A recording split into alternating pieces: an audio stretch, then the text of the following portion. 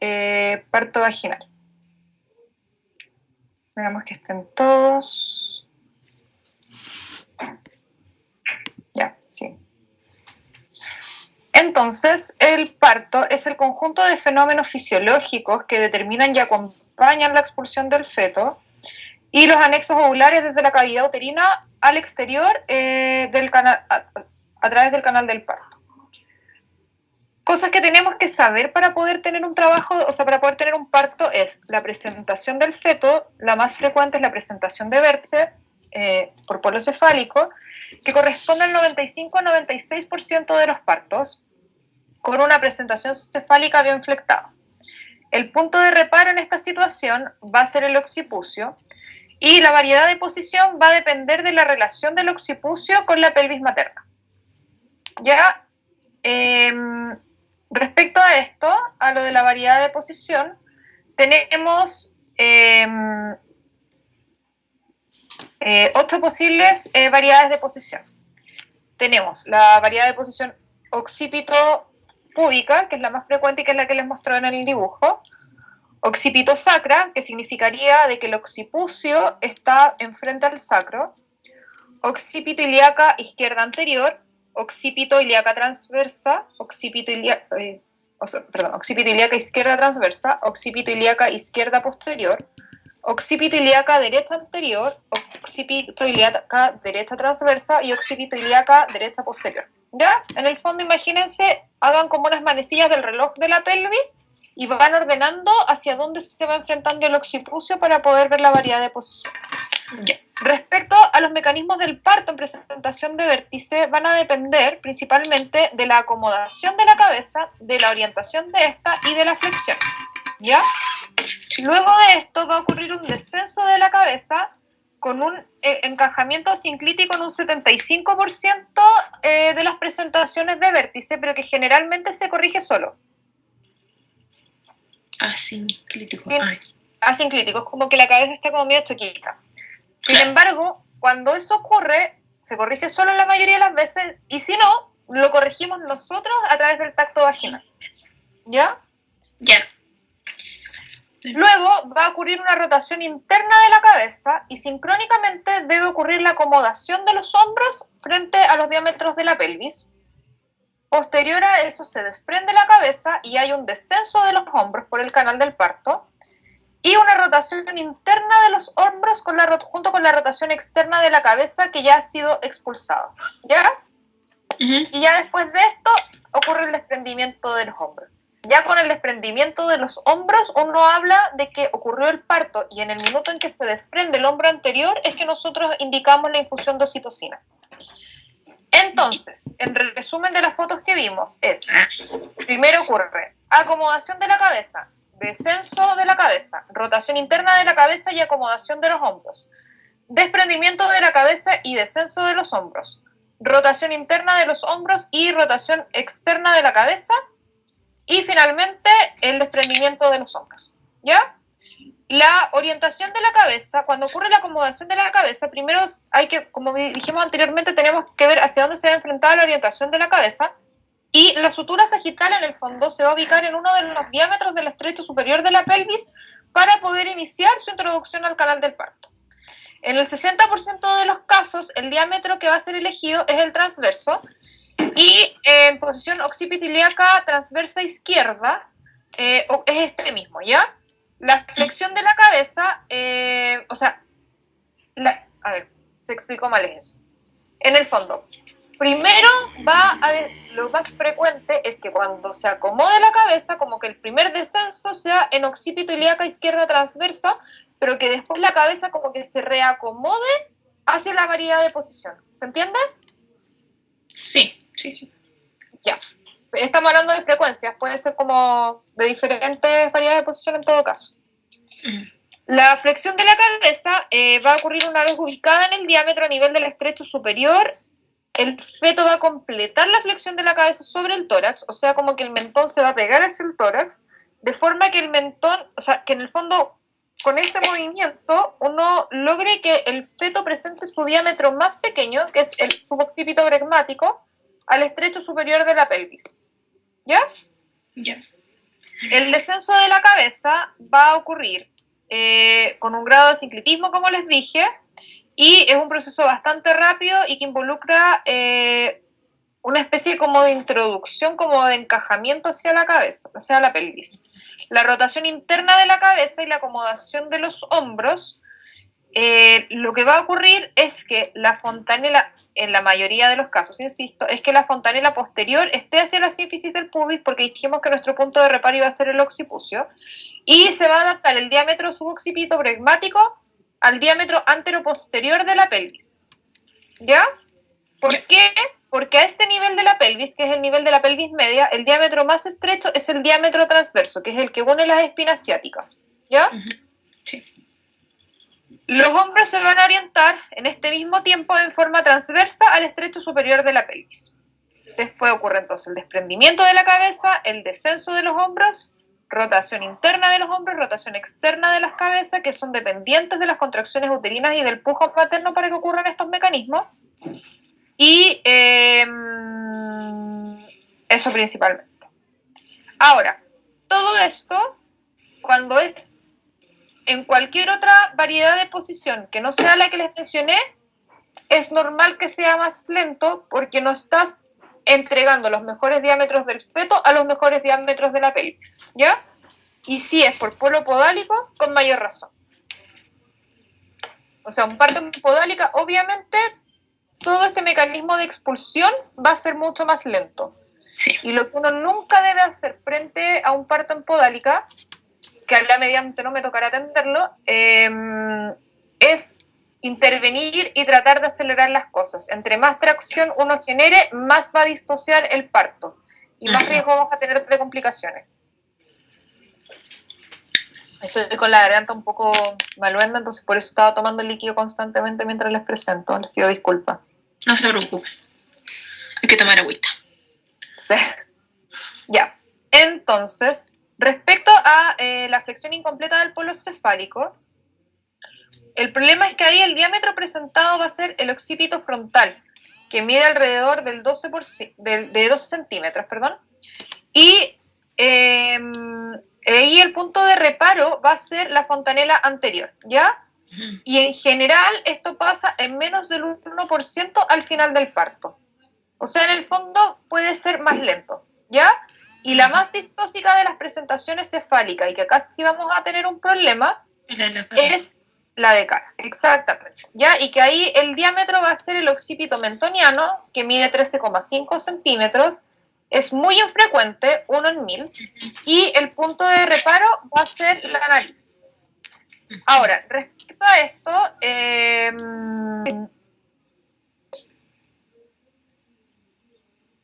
¿cómo se llama esto? Respecto a esto, uno igual, a ver, ya, si modo de prueba una COM, presentación de cara y de frente, tiene indicación de cesárea.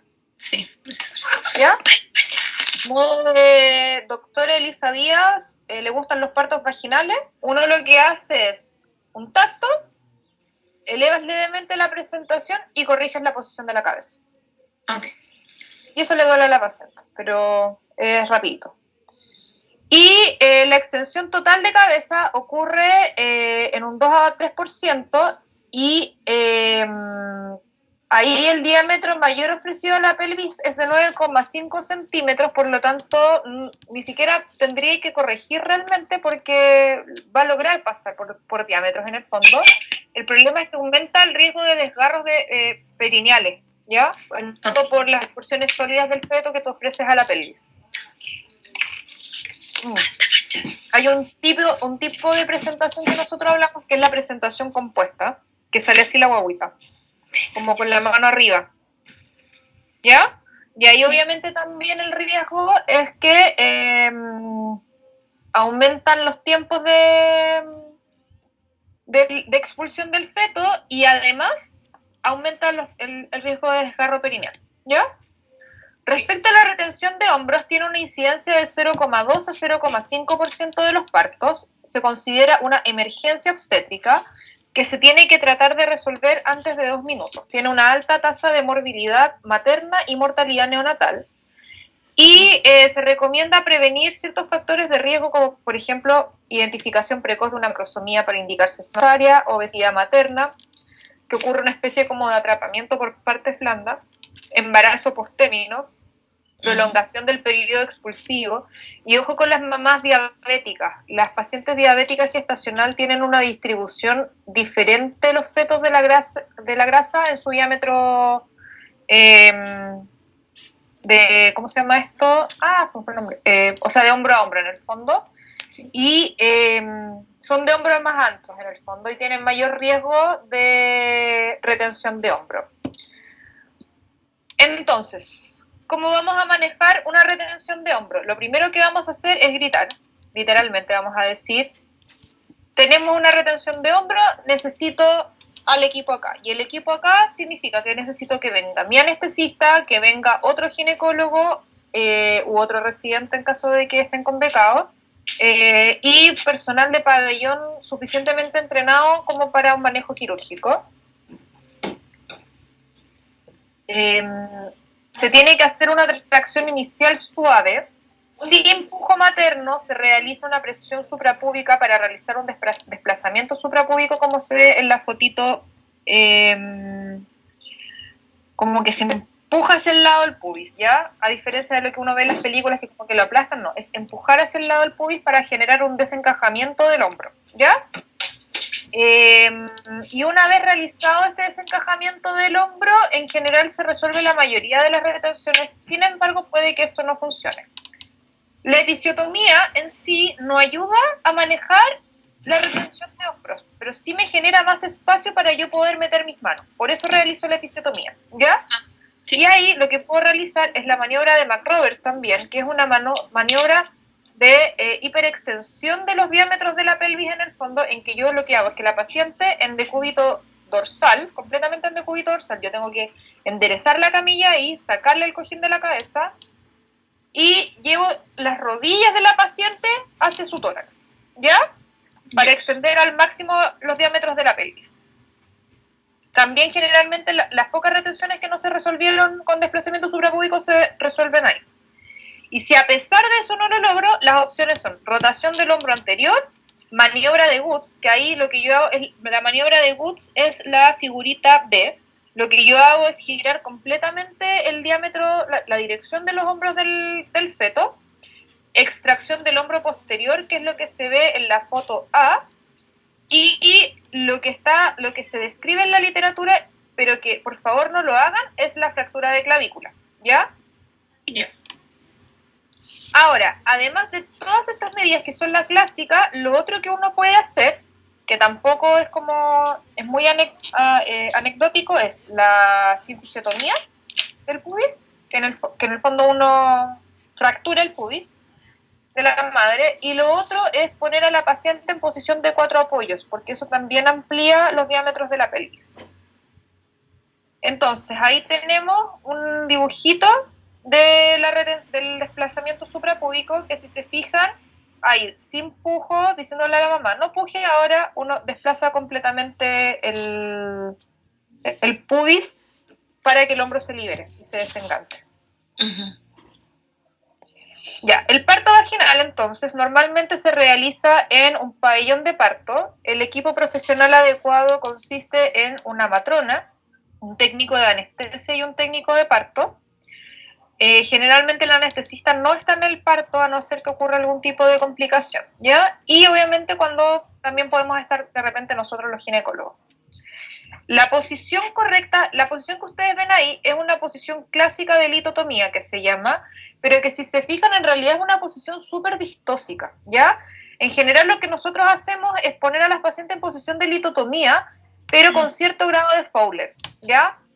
Para que favorezca más la expulsión del feto, ¿ya? Y tenemos que tener instrumental adecuado, que es el instrumental básicamente que ven en la foto, que consiste en una tijera, en una pinza, en 2 pinzas hemostáticas, puede ser una Kelly con una Kelly recta, un portaguja por si tuviésemos que suturar, y además podemos pedir cierto instrumental en caso de que vayamos a realizar una revisión instrumental, que ahí generalmente lo que utilizamos es una valva como la que aparece ahí en la foto, 2 Fester y una cucharilla de raspado.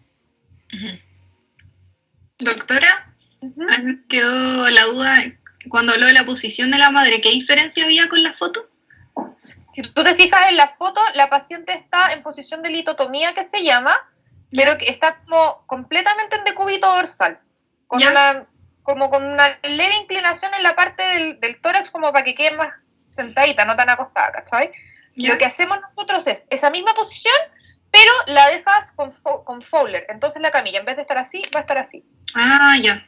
Y eso hemos visto que, 1, acorta los tiempos de expulsión, 2, disminuye el trauma perineal.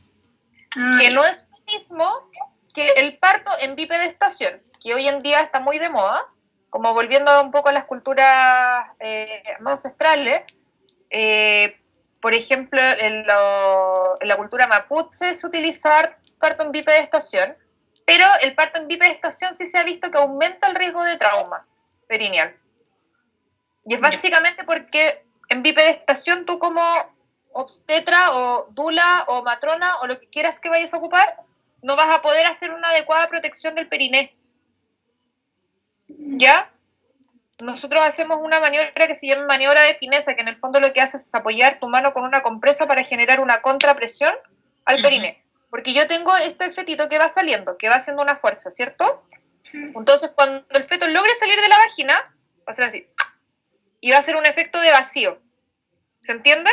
Sí. Entonces, lo que yo hago es, pongo mi mano hábil protegiendo el periné, creo que se ve en la cámara, pongo mi mano hábil protegiendo el periné, haciendo una presión, para hacer una contrapresión a esta presión que viene por dentro, y con mi otra mano apoyo la cabeza del fetito, cosa de que la expulsión sea una expulsión controlada, y no genere este efecto de vacío que genera más trauma. ¿Se entiende? Sí. Entonces, con la mamá en bipedestación, obviamente no lo voy a poder hacer. Claro. Ya. Respecto al expulsivo, la dinámica uterina se vuelve más frecuente y más intensa, va a ser el periodo de menor oxigenación del feto, por lo tanto yo les había dicho antes, tenemos que tener vigilancia fetal durante el parto. ¿Qué es lo que se hace? Una ocultación intermitente entre la dinámica uterina. Sin embargo, cuando sean partos médicos, siempre, por una cuestión médico-legal, entren con monitor. Sí. Ya, pero siempre, porque siempre a nosotros se nos exige más que al resto. Entonces, por médico legal, monitor. ¿Ya? Y el pujo materno se realiza de forma dirigida. Normalmente, y es lo que van a ver probablemente ustedes cuando vayan al hospital de Wynn, es que las matronas le dicen a las pacientes, ya mamita, tome aire, no bote el aire y puje. Resulta que eso, claro, es efectivo, pero es altamente dañino para el piso pélvico. Se sabe que el pujo en expiración es lo menos nocivo para el piso pélvico. El problema es que para tú poder pujar en expiración tienes que ser consciente de tu musculatura más profunda, como es la musculatura transversa, o sea, de los transversos abdominales, perdón, y de... se me fue por completo un coágulo, denme un segundo. ¡Qué tonta! Se me fue el nombre, filo. Me voy a acordar y me voy a sentir demasiado estúpida porque todo esto está grabado. Ya, pero filo, el punto es que tienes que tener conciencia de tu musculatura abdominal más profunda, ¿ya? Y para eso te tienes que entrenar. Entonces lo ideal sería que desde las 28 semanas todas las mujeres empezáramos a hacer algún grado de ejercicios hipopresivos para conocer nuestra musculatura más profunda y para que aprendamos a pujar en expiración, ¿ya? Pero obviamente eso no se hace. Pujando en expiración se ha demostrado que tenemos menos daño al piso pélvico. La episiotomía hoy en día se considera una técnica restrictiva. En algún minuto la comunidad científica consideraba que a todas las pacientes que tuvieran un parto se les tenía que hacer una episiotomía porque eso era lo que más las iba a proteger desde el punto de vista de prolapso genital, incontinencia urinaria, etc. Hoy en día se sabe que eso no es así, que la perineotomía, como debería ser correctamente llamada, tiene que ser selectiva solo en aquellas pacientes que tú creas que en el fondo, si no la realizas, se van a desgarrar, ¿ya? ¿Y cómo lo evalúo eso? En el momento en que está coronando, en que yo voy a ver que voy a tener tejidos muy friables, que me van a empezar a como producir desgarrito, yo ahí realizo la episiotomía. Y la episiotomía se realiza para prevenir principalmente el desgarro del esfínter anal. Antiguamente la episiotomía se realizaba una episiotomía media que se llamaba, ¿ya? Pero lo que se vio era que obviamente con una episiotomía media, si bien es mucho más fácil de suturar porque tenéis todos los planos como mucho más claros, tienes más riesgo de desgarro del esfínter anal. Sin embargo, con la episiotomía medio lateral, que ahí en el fondo uno lo que hace es, tengo yo mi introito y a las 6 yo realizo una episiotomía en 45 grados, tenía disminución del ¿cómo se llama esto? Del riesgo de desgarro de esfínter anal. Pero después alguien dijo, cuando yo hago una episiotomía medio lateral, que juro de guata que la estoy haciendo a 45 grados, después resulta que tengo la expulsión de la guagua y ya no se ve a 45 grados, se ve como a 20 grados, ¿cachai? Y obviamente eso también aumenta el riesgo. Entonces, ¿qué es lo que uno hace hoy en día? Es que la incisión la realizas con un periné abombado y en dirección medio lateral derecha, como aproximadamente manecillas del reloj, a las 7.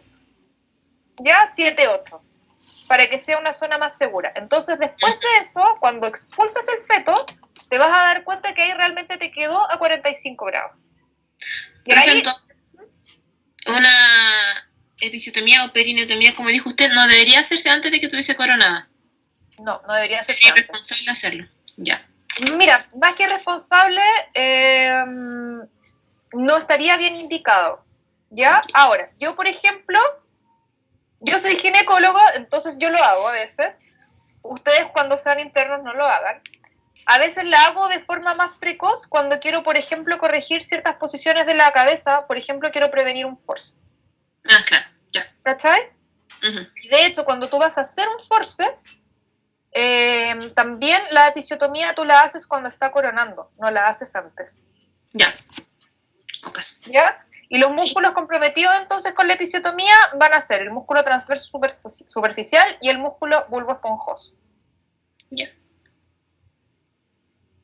Eso. ¿Dudas? ¿Preguntas? No. Profe, yo tengo una pregunta. Dime. ¿Cómo se llama la maniobra para disminuir el trauma perineal, esa en que se ponía la mano? Maniobra de fineza. Ya, gracias. Y que la van a replicar en el paso de simulación de atención del parto. Es parte de la pauta. Ya, profe, gracias. ¿Alguna otra pregunta, chicos? Parece que no. Profe, respecto a algunos datos que ha dado durante las clases, Sí. como por ejemplo, no sé, por los tiempos máximos que duran las fases activas, latentes, comparado entre primigestas y las otras pacientes, ¿Sí? en general, me ha pasado que varían un poco en cuanto a lo que encontré yo en el manual de la Católica. ¿Ustedes de dónde sacaba esos periodos del Pérez Sánchez? No, de los papers que te dije. Principalmente del estudio de Friedman y del estudio de Sang. El manual de la Católica es súper bueno para estudiar las patologías del embarazo, pero la Católica tiene la costumbre de hacer las cosas al modo de la Católica, ¿cachai? Para su población, para su gente, para sus obstetras, etc. Entonces, por ejemplo, en la Católica, ellos macrosomía la definían sobre 4 kilos 200, si no me equivoco. ¿Cachai? Cuando eso no corresponde a la definición internacional. Ok, entiendo. La macrosomía a nivel internacional son 4 kilos 500 en las guías perinatales que se han hecho con las curvas maternas según nuestros diámetros, nuestras estaturas, nuestros promedios de pesos de guagua, 4 kilos 300. Y la Católica lo hace para su población. ¿Me entendí? Sí, entiendo. Entonces, en algunas cosas es súper buena, pero para el tema trabajo de parto, prefiero que nos basemos más en la guía perinatal, si quieren. Ya. Y yo les voy a subir el paper de Sang, que me parece que es un paper bien interesante y amable como para profundizar un poco más esto si quieren. ¿Ya? Ya. Ok, gracias. Profe, otra cosa, la maniobra de ¿Cómo se escribe? ¿De fineza? Perdona, disculpa, fineza, sí. Disculpa. Y lo otro es que si se fijan, yo por ejemplo les subí ayer material para la clase de vigilancia fetal anteparto e intraparto, porque esa clase sí me interesa que lean las cosas antes de, y lo que yo les subo en general son las guías ACOG y las guías FIGO, que son en el fondo los parámetros internacionales por los cuales nos regimos todos los ginecólogos, porque la idea es que tú seas capaz, hoy en día sobre todo, la idea es que todos los médicos seamos capaces de hablar un lenguaje universal, ¿ya? Entonces, si nos basamos en cosas, para ginecología, ¿qué es como lo internacionalmente aceptado? La ACOG, que es la American College of Obstetricians and Gynecologists, la FIGO, y la Royal College of Gynecologists and Obstetricians, que esa es la de Inglaterra, ¿ya? Son como las 3 grandes guías. Entonces la mayoría del material no libro que yo les voy a subir van a ser de cualquiera de esas 3. Ya. Genial.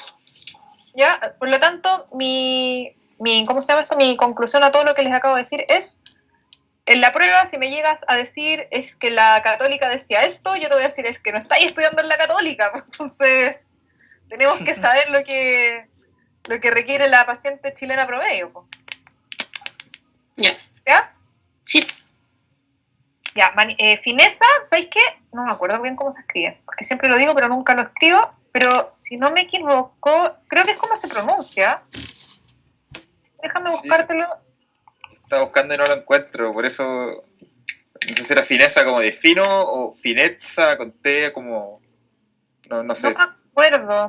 Déjame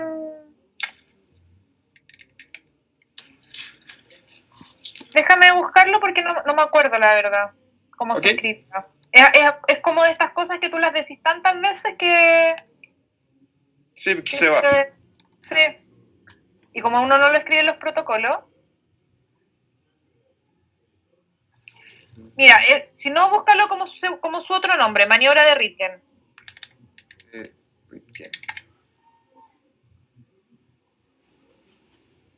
Sí, ahí sí me aparece el tiro. Parece que era con doble S, fineza.